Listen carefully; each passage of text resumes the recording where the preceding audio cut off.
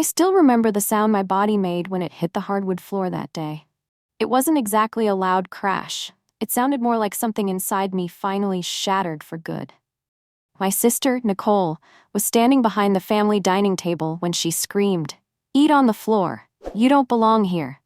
Then she shoved me down right in front of everyone. But the most painful part wasn't the fall. It was the laughter that came after. Her friends laughed. Her husband laughed. And so did my parents. My mother even covered her mouth with a napkin to hide her smile. My father leaned back in his chair like he was watching the funniest thing he'd ever seen. I sat there on the floor for a few seconds, staring at the overturned chair beside me, and for the first time in 23 years, I realized something. In this family, I had never truly been treated like a daughter. I was just someone they could kick aside whenever they wanted. But what they didn't know was that the moment I stood back up that day was the exact moment their entire lives started falling apart. And trust me, if you stay until the end of this story, comment 1.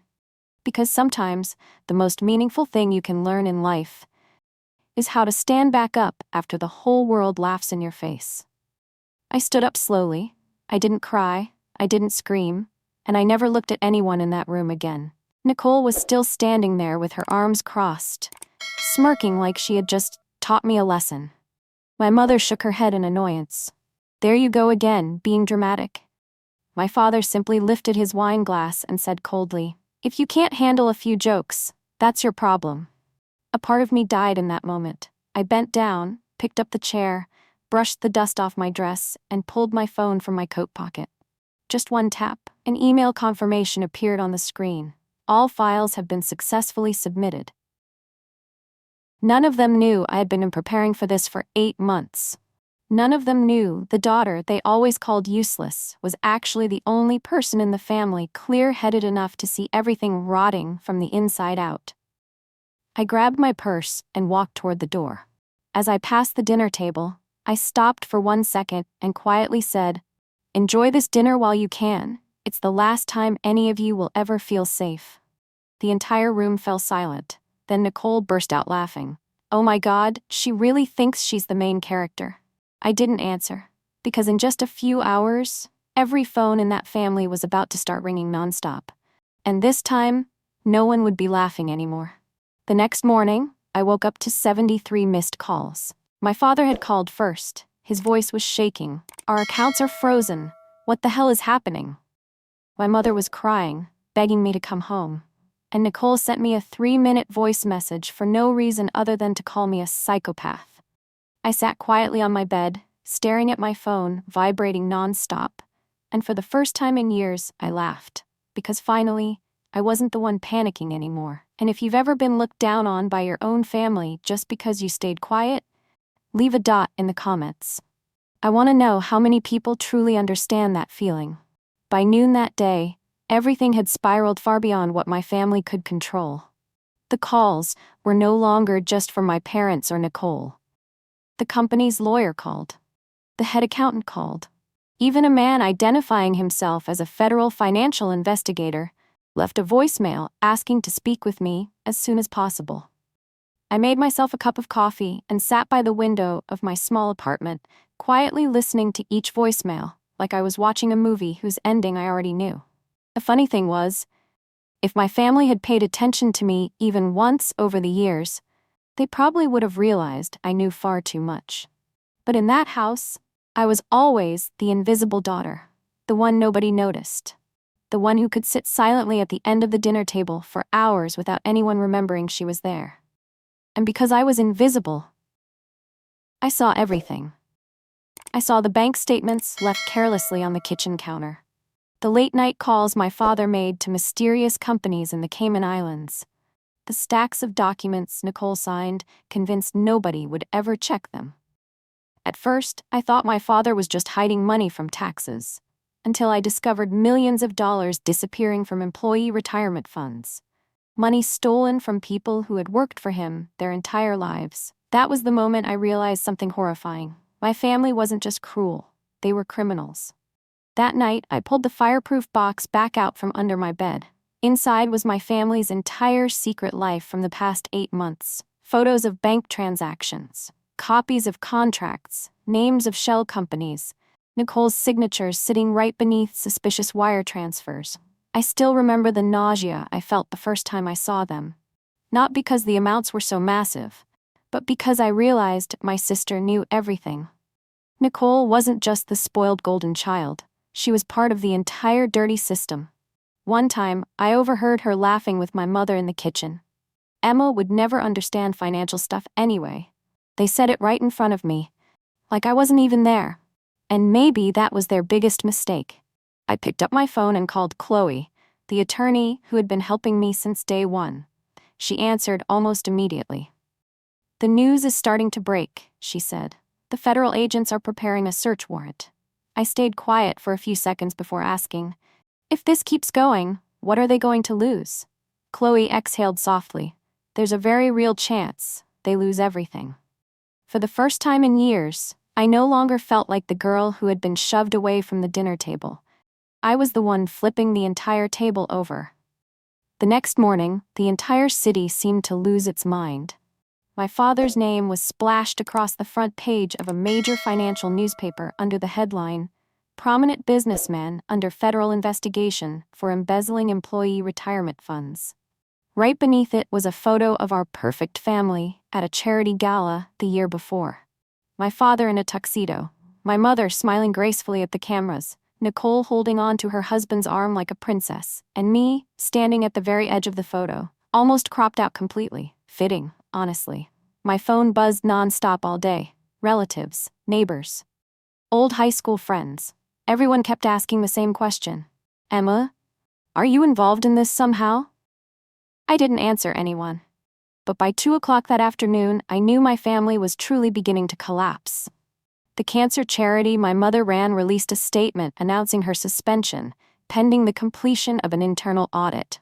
An hour later, another article appeared. Donation money from the charity had allegedly been used to launder money for my father's company. I reread that line over and over for a long time before finally setting my phone down. For years, my mother loved saying, "This family has more honor than anything else."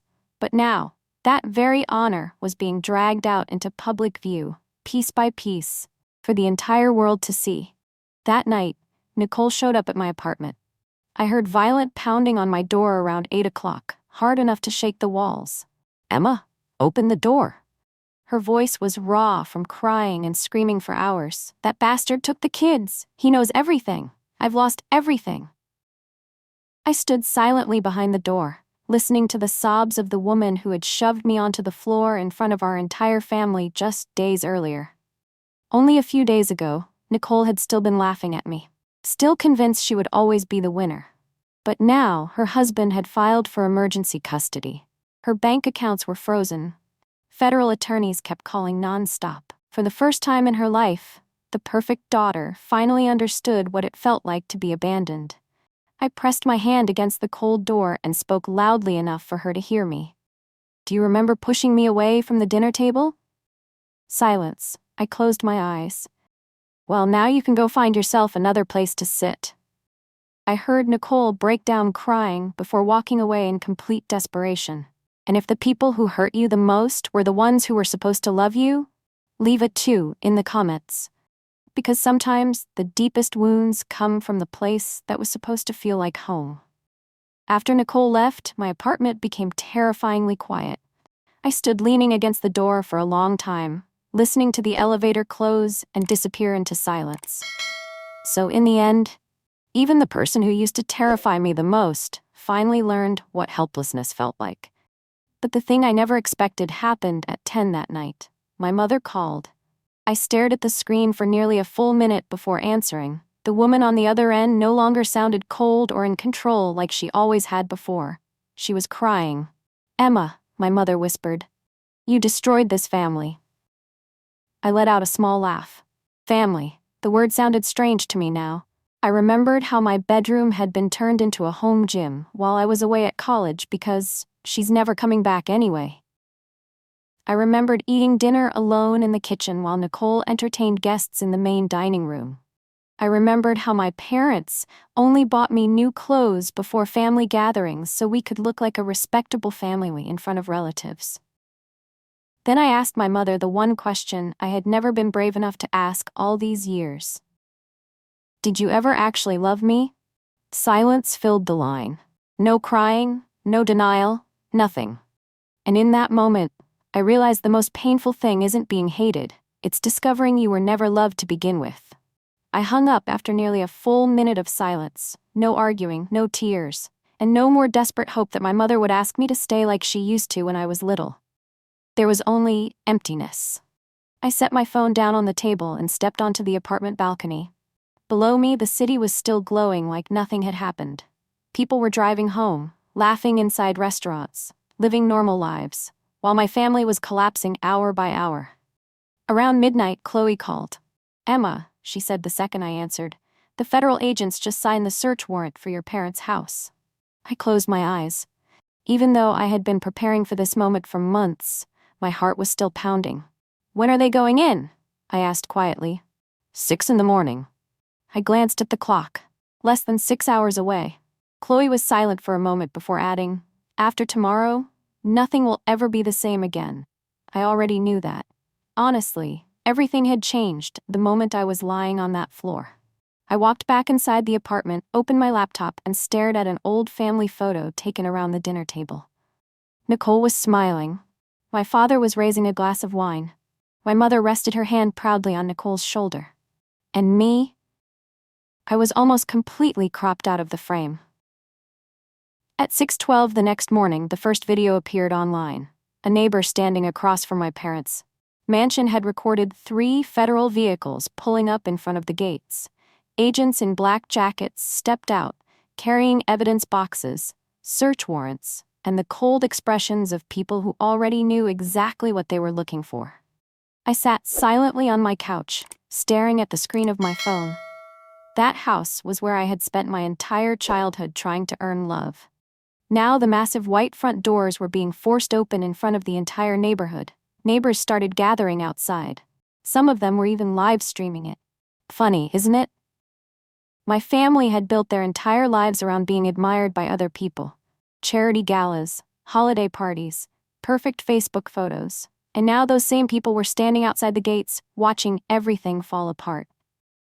Then the camera briefly panned past the dining room window, and I instinctively paused the video. That table was still there. The same table where Nicole shoved me onto the floor. The same place where my parents laughed while I sat there humiliated. The place where my family decided I didn't deserve a seat beside them. But this time, there was no laughter. Only empty chairs. Boxes of evidence being carried away, and a silence so cold it felt terrifying.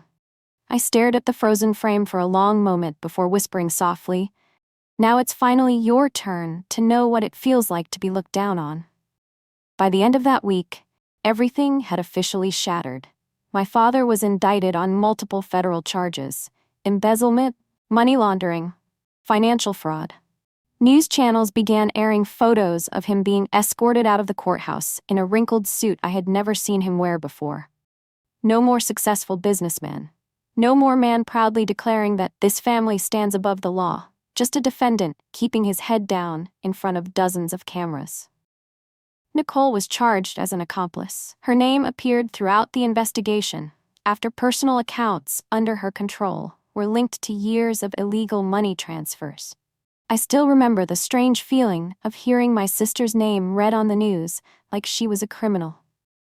The woman my family treated like royalty. The same woman who once told me I didn't deserve a seat at the table. Now she was sitting across from criminal defense attorneys, desperately trying to negotiate a lighter sentence. And my mother, she lost almost everything within days. The charity fired her, her friends disappeared, the luxury brunches that had once been her entire social life suddenly stopped coming with invitations. But the thing that left me silent the longest was a phone call from Chloe on Sunday night. "Emma," she said softly, "the prosecutor reviewed all the evidence you submitted." I tightened my grip on the phone. "And?" Chloe paused for a few seconds. "He said it's one of the most complete whistleblower cases he's ever seen." I leaned back against my couch and closed my eyes. My family spent my entire life making me feel useless. But in the end, the daughter they looked down on the most was the only one strong enough to bring the truth into the light. 2 weeks after that fateful dinner, I returned to the house one last time. The iron gates that were always sealed shut now hung slightly open. The grass in the front yard had started growing wild because no one was left to care for it. A federal notice had been taped to the front door, swaying gently in the wind like a final declaration that everything here was over. I stood across the street for a long time. That house was once the place where I tried harder than anywhere else to earn love. I studied harder just to make my father notice me once. I worked 3 jobs so I wouldn't become a burden. I even bought birthday gifts for Nicole with the little money I had saved, hoping she would finally treat me like a real sister. But some people, no matter how hard you try, they only love the version of you that benefits them. I pulled out my phone and opened the last photo taken in that dining room. Nicole was laughing loudly. My mother was lightly pressing a napkin against her lips. My father was raising his wine glass. And I wasn't in the photo at all, because at that moment, I was lying on the floor. I stared at the picture for a few more seconds before pressing delete. Not because I had forgotten everything, but because I didn't want to carry it with me anymore. My family spent years turning me into a ghost inside my own home. A daughter who always had to make herself smaller, so everyone else could feel comfortable. But in the end, that same ghost became the person who tore down every secret they had spent years building. I turned around and walked toward the car waiting for me. No tears, no satisfaction, just relief. Because for the first time in my life, I no longer needed anyone in that house to validate my worth. And if you've ever had to walk away from the people who hurt you just to save yourself, leave a 2 in the comments.